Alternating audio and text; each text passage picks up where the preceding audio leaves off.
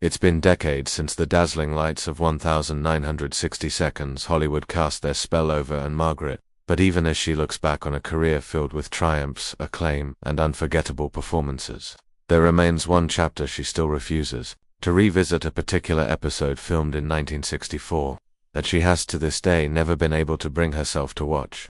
That year was a pivotal moment in her rise to stardom, with roles opposite Elvis Presley and growing acclaim for her musical talents. Yet the episode in question, shot for a lesser-remembered anthology series at the time, unearthed a vulnerability in Ann-Margret that even the brightest studio lights couldn't mask. Filming had begun smoothly as she was cast in a dramatic role that challenged her emotionally, a woman on the verge of mental collapse, drawing parallels to the characters played by contemporaries like Natalie Wood and Elizabeth Taylor. But what began as a professional stretch quickly became an emotionally draining experience as personal pain seeped into her performance. Unknown to many during this time, Ann-Margret was privately grappling with the decline of a close family member's health, the pressures of being molded by studio expectations, and the uncomfortable advances of certain producers who wielded far too much power over young actresses. The scene that would haunt her most involved a breakdown moment filmed in one take, raw, tearful, and deeply unsettling to shoot, as it required her to dredge up trauma she hadn't fully processed.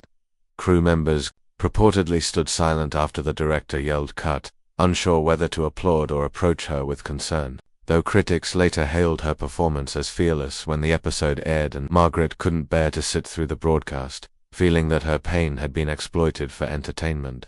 And in later interviews, she admitted that watching herself in that state would feel like reopening an old wound. Compounding that discomfort was the fact that the director, while praising her publicly, privately mocked her emotional sensitivity on set, something that left a lasting scar and made her wary of similar roles for years afterward. Despite the accolades and Emmy nods that followed her later TV work, that single 1964 episode remains locked in her memory as a symbol of the price she sometimes paid for being taken seriously in a male-dominated industry. While she has never publicly named the episode or the show, leaving fans and film historians guessing, it's widely believed to be an installment from a forgotten CBS drama series now buried in network archives.